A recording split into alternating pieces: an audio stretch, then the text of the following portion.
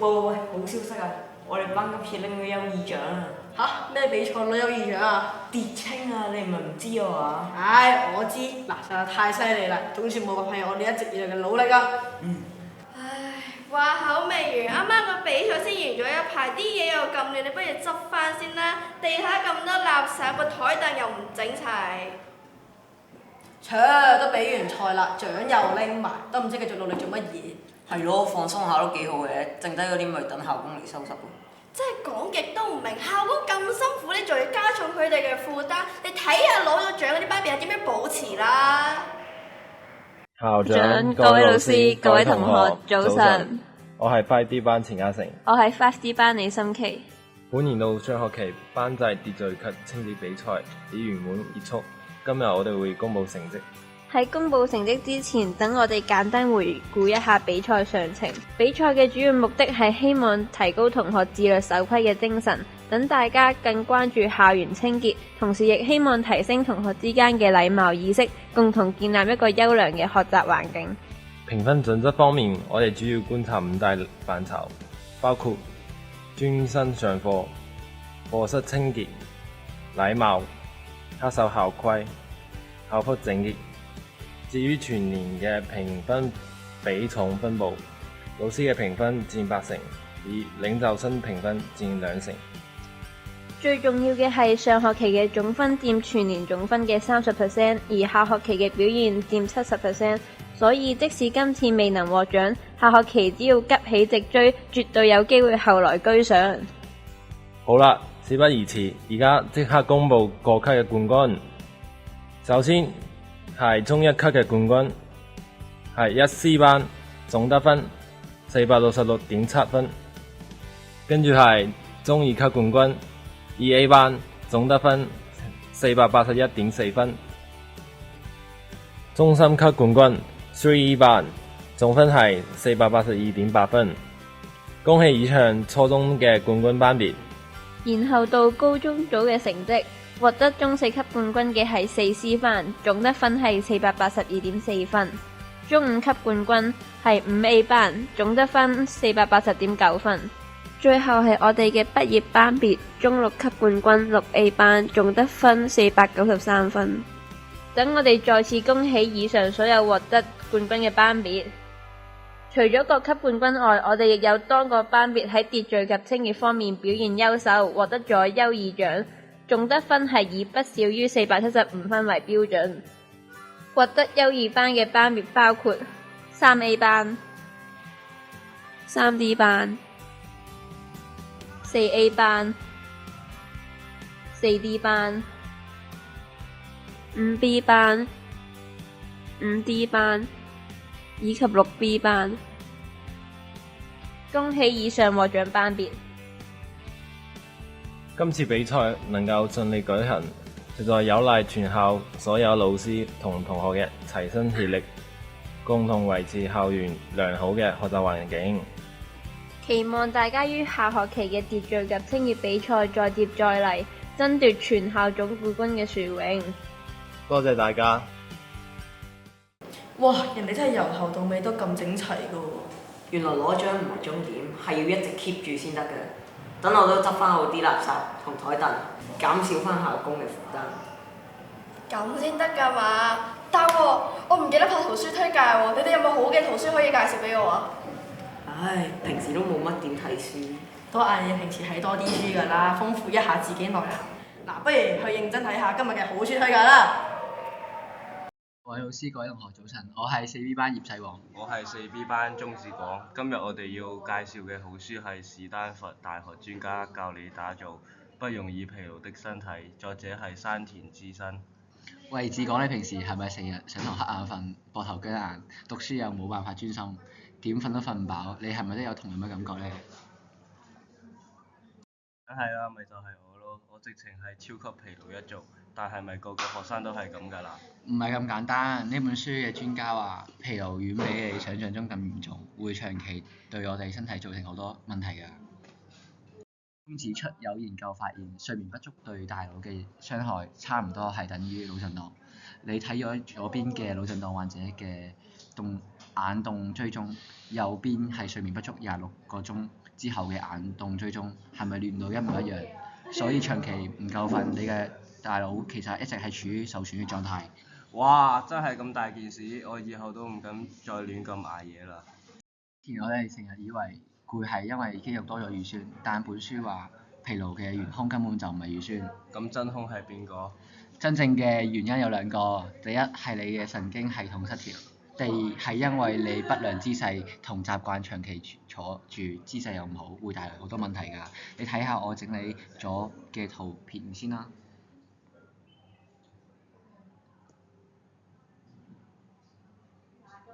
就係長期坐住對我哋造成嘅惡性循環，記得注意啊！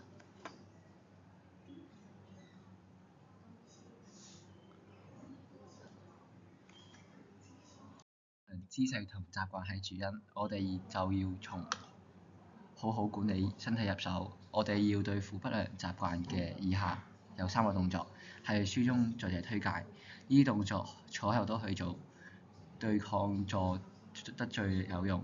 大家喺每動作做15秒，可以幫大家活動下身體。第一個動作，膝頭夾實拳頭，向內用力推壓15秒。第二動作，用雙手擋住膝頭，向外用力推15秒。3個動作，輪流趌起腳尖同趌起腳跟，各15秒。大家一陣可以一齊試下，會精神好多㗎。後我哋要講下瞓覺，要知道高品質嘅睡眠係消除大腦疲勞嘅唯一方法。唔知大家覺得平時係咪瞓得少？週末補眠係咪得㗎？係啊，我星期6日一覺瞓到中午。專家話呢個係一個迷思，真相係補眠只會打亂你嘅生理時鐘，令你下個禮拜仲會攰。要執行黃金睡眠3大法則，大家要留意啦。今日嘅分享嚟到呢度，多謝。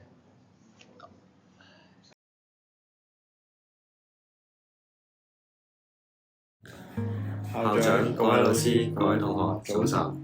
我係4C班杜希，我係4C班馮樂謙。我哋今日要介紹嘅書係《征服壓力嘅100個心理法則》。我哋呢個時代有大大小小嘅壓力，呢本書主要講一啲脫離壓力同埋打造快樂生活嘅秘笈。呢本書嘅作者叫做阿迪娜，佢依家喺公益組織心靈安全島做心理諮詢師。佢除咗征服壓力100個心理法則之外，佢仲參與出版咗《企鵝傳奇》，你教會別人對待你嘅方式，同埋壓力平衡術。其中一篇講到星期一綜合症，我哋習慣咗星期1至5早起，專注咁樣去返工返學，到咗星期6日就好似解放咁一樣。要解決呢個綜合症，要喺星期日嘅下午開始準備自己星期一上堂嘅心態。我哋十分推介大家去圖書館借閱呢一本書，因為書中嘅內容同我哋嘅日常生活息息相關。睇呢一本書可以幫助大家審視返自己嘅問題。希望睇完呢本書之後，大家可以征服呢啲壓力。我哋嘅分享到呢度結束，多謝大家。Hello, I'm Grace Rai. And I'm Liba. We're from Class 4E. Today we will be doing a book sharing of the brilliant military strategist Jan Taigong, or Guren Taigong. The book is called 6 Strategies for War, Lok Tao, The Practice of Effective Leadership, and it's a comic. He employed many brilliant principles and strategies for war, which are still in use today.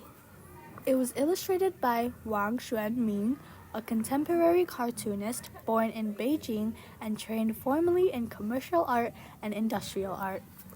Lok Tao, or 6 Strategies for War, has many versions, and it's quite common. This book is a simple-down version from the original, targeted to the English readers. In the book, there are 6 chapters, one for each strategy, including the civil strategy, the military strategy, the dragon strategy, the tiger strategy, the leopard strategy, and the hound strategy. As you can hear from the name of the strategy, it's quite simple. Like for the military strategy, it means to win with wit and use the will of the people to gain their support and trust. The military strategy. the magical weapon for beating the enemy and building an empire. I like it because it can widen your knowledge and interest regarding Chinese history. How about you, Grace? I like this book because it's a comic, easy to read, and informational. And at the last page, there's a brief chronology of Chinese history. It's not just fun, but it's also good to understand the history. I chose this book because I've read other books illustrated by Wang Xuanming, and I love the art style. There's many books like these in the school library. And if you like this book, then you can borrow this in the fiction book spot. That's all for our book sharing. Thank you for listening. Bye! 大家好，今日我哋要分享嘅呢本書叫做《簡明香港近代史》，我係5 boy 班林宇軒。我係5 boy 班何俊傑。呢本書主要係講香港嘅近代史發展，例如開埠初期嘅香港同埋香港係由邊啲島嶼去形成嘅。香港喺鴉片戰爭中都曾經被英國成為殖民地。當中亦都講到喺成為咗殖民地之後，中國簽署咗邊啲條約去割讓香港唔同地方俾英國。喺書裡面亦都好清楚咁寫咗喺成為英國殖民地之後，日軍侵華嗰陣時，英軍同埋香港點樣去反抗。呢本書喺結尾都總結咗香港同近代中國所發生嘅重大事件。呢本書以最簡潔嘅文字複述返近代香港嘅發展，讓讀者可以喺最短嘅時間內喺輕鬆嘅範圍下掌握香港嘅近代史。我哋嘅分享到此完結，多謝各位。大家好，我是5D 班郑立言。大家好，我是5D 班进步。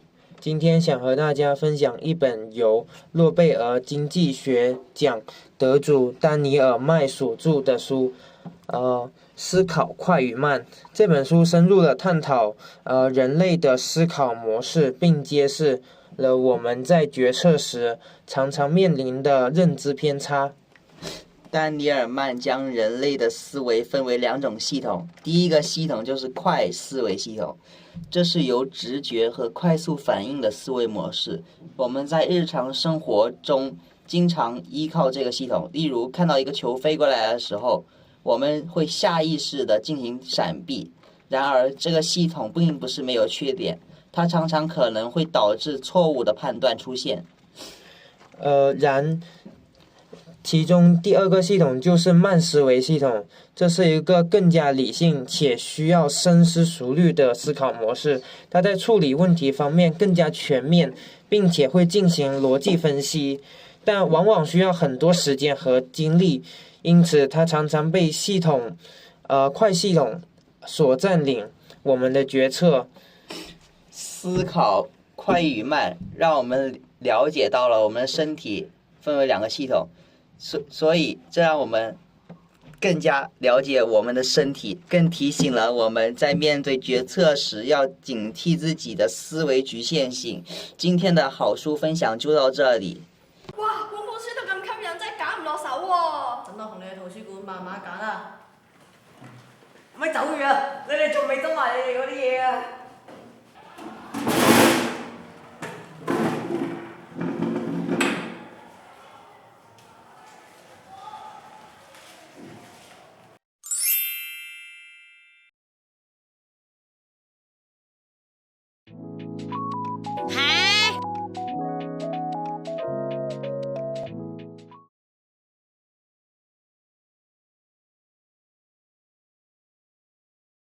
！Good morning, everybody. Today we're learning vocabulary about economics. Do you know what GDP is? I sure do. GDP, Gross Domestic Product, is a country's total receipt for the year. It adds up the value of everything produced within a country's borders. What about spending money in economics? That's expenditure. Expenditure is the act of spending money. It refers to the total purchase price of a good or service. How can we describe the phenomenon with not just one thing getting expensive, but the cost of everything creeping up? Inflation is a general increase in prices of goods and services. Inflation is the loss of purchasing power of the currency that results in an increased general and sustainable prices. Yes, inflation can be horrible. It's not just one thing getting expensive, it's the cost of everything creeping up, which means your dollar doesn't go as far. Deflation is the opposite of inflation, and it means that prices of goods fall. Let's recap the vocabulary. GDP is a country's total receipt for the year. Expenditure is the act of spending money. Inflation is a general increase in prices of goods and services. Deflation is a persistent decrease in the general price level. That's all for today. Thanks.